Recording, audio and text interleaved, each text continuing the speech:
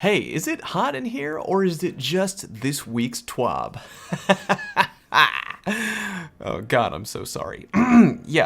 Sorry. Today we're here to talk about Bungie's latest TWAB, which, among other things, talks about big subclass changes coming to the sandbox, specifically changes to some Solar Subclasses. This is definitely some really interesting stuff. I absolutely love it when things that are weak, underpowered, underused get picked up and dusted off by the devs. Long story short, the following subclasses, according to Bungie, were not strong enough and are getting buffed hardcore next season, starting with Way of the Sharpshooter, aka Bottom Tree Gunslinger. Bungie firmly believes that this class was only being used when paired together with Celestial Nighthawk. True. Therefore, in order to make the class stand out more, here are the upcoming changes. For 3-shot Golden Gun, they're increasing the auto-aim distance and reliability when aiming down sights, as it fulfills the role of long-range accuracy. Because of that change, 6-shot Golden Gun, aka Top Tree Gunslinger, is now getting a shorter damage fall-off range to emphasize its role as a short-range subclass with high kill potential. In short, bottom tree long range, top tree short range. Before moving on, they mentioned that Top Tree Gunslinger is also getting a new explosive proximity knife that can stick to walls and detonate when enemies go nearby. Dear God, that sounds really cool. I wonder how much damage exactly it'll do. I doubt it'll be enough to one-shot enemies, or else they'd probably mention that in the TWAB.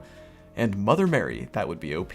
Alright, anyway, back to Bottom Tree Gunslinger. Bungie is also introducing a brand new weighted throwing knife that can also dish out very high damage at the cost of a long wind-up animation. It travels quickly, bounces once, and does extra damage to the head. Precision shot final blows not only recharge the melee completely, but precision hits are a one-hit kill in PvP. Dear God, that is incredibly interesting, and depending on how long exactly the wind-up period is on the knife, expect to see a lot of Bottom Tree Gunslingers in PvP next season rocking high-strength builds. I wonder if maybe with a high enough resilience you might be able to tank the knife, but who knows, they didn't mention it. We all know that Bungie doesn't really get into the super nitty-gritty with numbers very often. Moving on, the perk Practice Makes Perfect is going to last longer overall, but gives a bit less energy per second. Precision hits grant 2 stacks. Also, something brand new, Knock 'em Down. Precision final blows increase weapon stability and ADS speed. The timer starts at 10 seconds, but any additional final blows or assists even can increase it up to 25 seconds overall. Casting your super with this buff above 20 seconds consumes the buff and grants extra damage on your Golden Gun. Very cool stuff. And finally, we have Line 'em Up. Old perks from Crowd Pleaser are now part of this perk.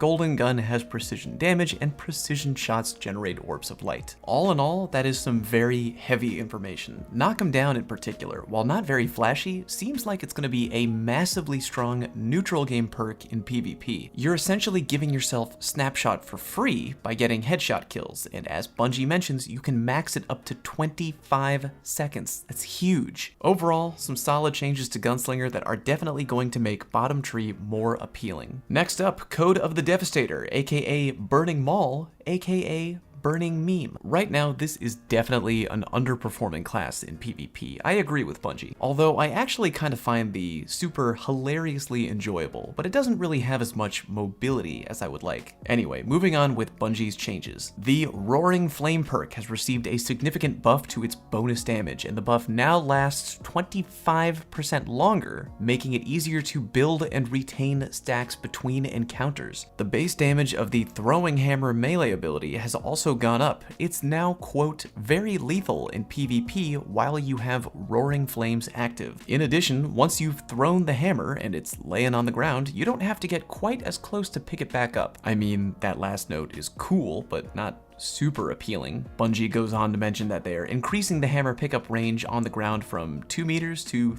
3.5 meters. Not bad, but I mean, call me when they create an exotic that allows you to call the hammer back to your hand like Thor, and I'm a Titan main for life, boys. But anyway, looking forward to more hammer throwing shenanigans in PvP, but the changes to the super are really interesting. Burning Maul duration has been increased by about 7 seconds, going from 21.2 to 28.5. Light attack energy was reduced, and more importantly, they're changing the animation so that it flows seamlessly into chained light attacks without stopping. Hey, if that means I can literally spin into battle repeatedly, then hell yeah to that. Most important of all, the heavy ground pound attack now detonates when it detects enemies above it. Detonation radius was pumped up to make landing attacks more consistent. And I gotta tell you, that kinda horrifies me, because I already thought that landing hits with ground pound Burning Maul was pretty easy to do. Not to mention my main way of trying to outlive a Titan attacking me with a burning meme was just by jumping into the air. But I don't know how effective that's gonna be moving forward. Next season, I'll try to find out just how deadly Burning Maul is against people in the air, so stay tuned for that and I'll keep you posted.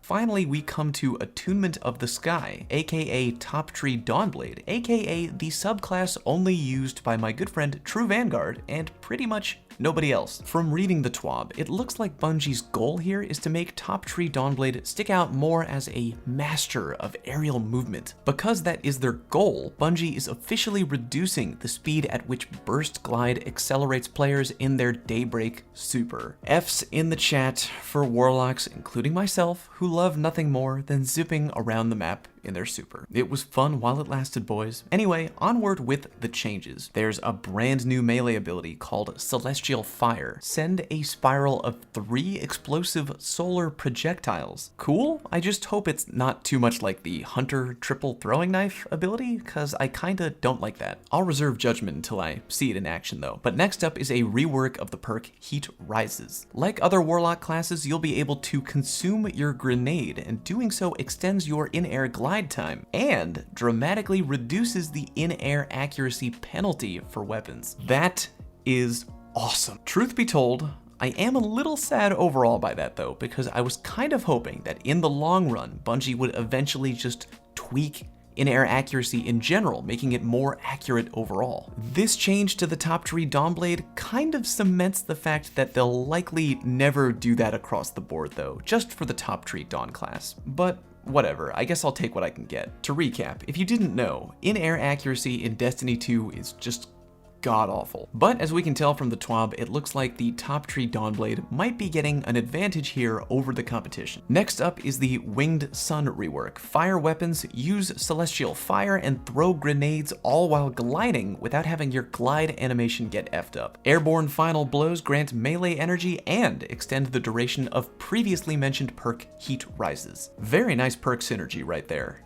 Get better accuracy in the air with Heat Rises, get a kill in the air, and Winged Sun extends the duration of Heat Rises. Bing bang boom. Finally, we have a rework to Icarus Dash. Tap crouch twice to dodge in midair. Dodging in Daybreak accelerates players farther and costs less super energy while under the effect of Heat Rises. Quick additional side note from Cosmo on Twitter, Icarus Dash can now be used twice before cooldown. Quick additional side note times 2, the Wings of Sacred Dawn exotic armor is now getting a buff where it gains 15% damage resistance while Tome of Dawn is active. I gotta say, cutting down on Dawnblade's mobility and super by tampering with Burst Glide is pretty unfortunate, but everything else is great. I feel that Top Tree Dawnblade is now actually a pretty viable option for players looking to spend some time in the air. Although, to be completely honest, it's going to remain to be seen if these changes will be strong enough to let Top Tree Dawnblade compete with the current Masters of the Air, literally